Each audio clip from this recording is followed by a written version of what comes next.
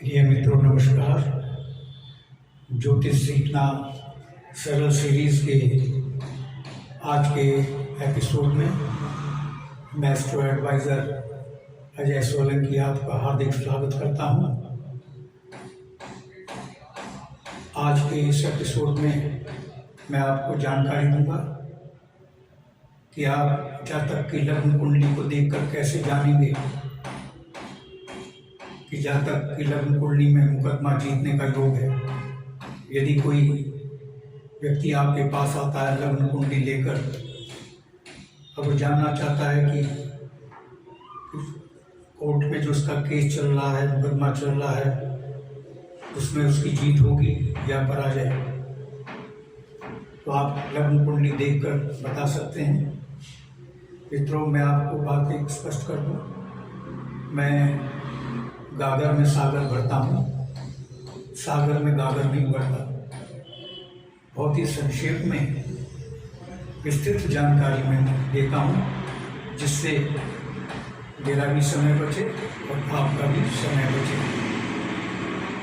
जानकारी में कोई नहीं छोड़ता हूँ, लेकिन देता हूँ संक्षेप में।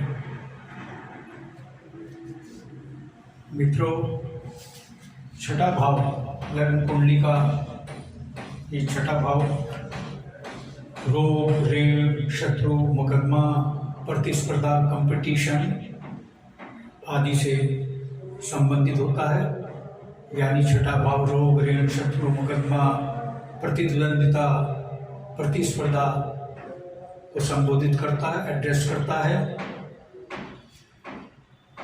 चूंकि रोग, ऋण, शत्रु, प्रतिस्पर्धा, प्रतिद्वंदिता पीड़ा देती है, इसलिए छठे भाव को अशुभ भाव कहा गया है।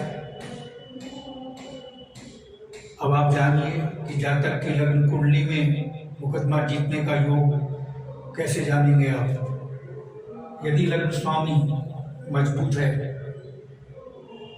कोई भी लग्न हो, लग्न स्वामी कोई भी हो, यदि लग्न 12 से 18 डिग्री के बीच में है, 12 से ना कम ना 18 से अधिक, और छठे भाव का स्वामी ग्रह, कोई भी ग्रह हो, स्वामी ग्रह कोई भी हो सकता है, उसकी लग्न से मित्रता है और वो दूसरे किसी अशुभ भाव में बैठ जाता है, छठे भाव का अशुभ भाव का स्वामी किसी दूसरे अशुभ भाव में बैठ जाता है, चाहे वो 12वां भाव हो या 8वां भाव, और वो अस्त नहीं, वो ग्रह अस्त नहीं है, यानी छठे भाव का स्वामी ग्रह अस्त नहीं होना चाहिए। तो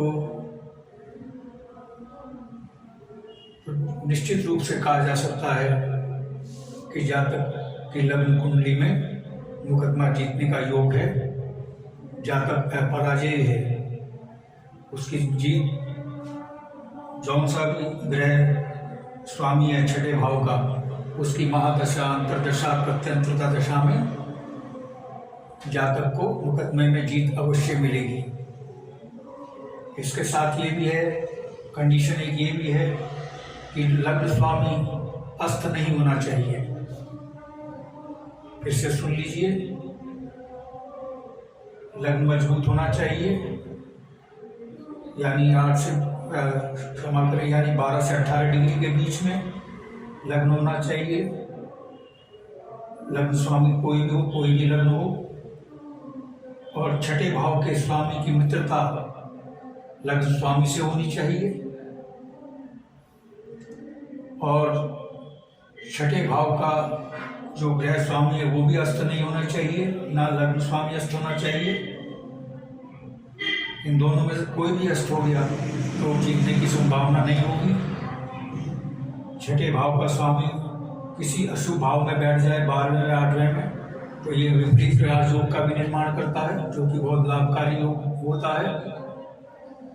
तो ऐसा कुंडली वाला जातक अगर कोर्ट में उसका केस चल रहा है, मुकदमा चल रहा है, तो उसकी जीत सुनिश्चित है। यदि छठे भाव का स्वामी किसी शुभ भाव में बैठ जाता है,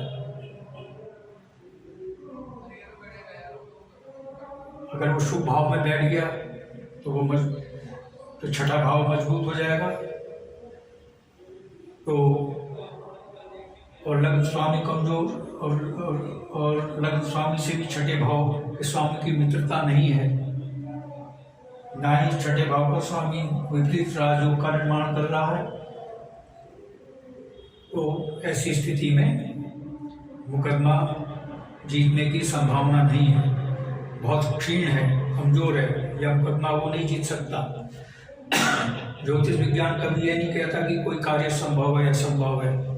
अगर कोई ज्योतिष विज्ञान ये दावा करता है कि ज्योतिष विज्ञान से बताया जा सकता है कि कार्य बिल्कुल संभव है या बिल्कुल असंभव है, ऐसा कुछ नहीं है। हाँ, अगर ज्योतिष विज्ञान में योग जातक के अनुकूल है तो उसको कामयाबी एक कदम चलने पर मिल जाएगी, आसानी से मिल सकती है, बड़ी आसानी से मिल जाएगी।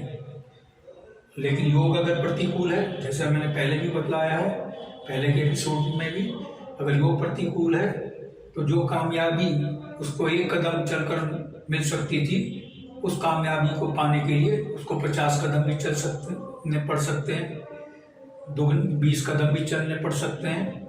यानी उसको मेहनत अधिक करनी पड़ेगी, प्रयास और पुरुषार्थ अधिक करना पड़ेगा। लेकिन दोनों ही केसेस में, योग अनुकूल के केस में भी और योग प्रतिकूल के केस में भी पुरुषार्थ तो करना ही पड़ेगा, दोनों ही केस में। इसीलिए कहा गया है ना सुप्तस्य सिंह प्रवेशति मृगा, यानी सोते हुए सिंह के मुंह में कभी भी मृग प्रवेश नहीं करते। उसको शिकार करने के लिए नींद से जागना पड़ेगा। शेर चाहे कितना शक्तिशाली हो, उसको शिकार करने के लिए पुरुषार्थ तो करना ही पड़ेगा। ठीक इसी प्रकार से योग चाहे कितना शक्तिशाली हो, मुकदमा जीतने का योग कितना शक्तिशाली हो, उसको पुरुषार्थ फिर भी करना पड़ेगा, लेकिन उसका पुरुषार्थ आसानी से सफल हो जाएगा। अगर योग विपरीत, अगर योग अनुकूल नहीं है तो भी उसको कामयाबी मिल सकती है, बशर्ते कि वो कठिन पुरुषार्थ करे, कड़ी मेहनत करे। तो आप समझ गए होंगे मुकदमा जीतने का क्या योग है। मैं फिर से दोहरा देता हूँ। यदि लग्न मजबूत है, 12 से 18 डिग्री के बीच में है, लग्नेश अस्त नहीं है और छठे भाव का स्वामी किसी दूसरे अशुभ भाव में बैठ जाता है, 8वें या 12वें में, तो और उसकी लग्नेश से मित्रता है, और छठे भाव का स्वामी अस्त नहीं है, तो ऐसे में जातक है पराजय है, उसकी मुकदमे में जीत संभव है, और उसकी निश्चित तौर पर मुकदमे में जीत होगी। इसी प्रकार से अगर छठे भाव में राहु बैठ जाए तो राहु की पाप ग्रह कहलाता है, राहु छाया ग्रह होता है राहु। अगर राहु छठे भाव में विराजमान हो जाए तो उसकी महादशा, अंतरदशा, प्रत्यंतर दशा में जातक की मुकदमे में जीत अवश्य होगी। मित्रों, यदि आपने मेरा अभी तक चैनल सब्सक्राइब नहीं किया है, I request you to please subscribe my channel, जिससे अगला ज्ञान और मेरा एपिसोड सबसे पहले आप तक पहुंचे। और यदि आपको अपनी कुंडली का विश्लेषण करवाना है, कोई समस्या है या ये जो विषय वस्तु से संबंधित कोई कंफ्यूजन है, तो आप कमेंट बॉक्स में जाकर कमेंट कर सकते हैं।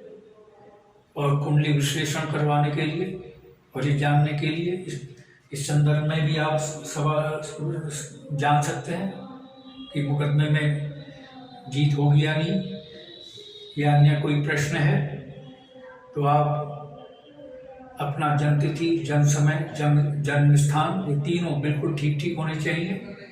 ये तीनों अपने प्रश्नों समेत मेरे व्हाट्सएप नंबर 9411769698 पर भेजें, मैं तुरंत आपको उत्तर दूंगा। मित्रों, बस आज इतना ही। धन्यवाद, नमस्कार।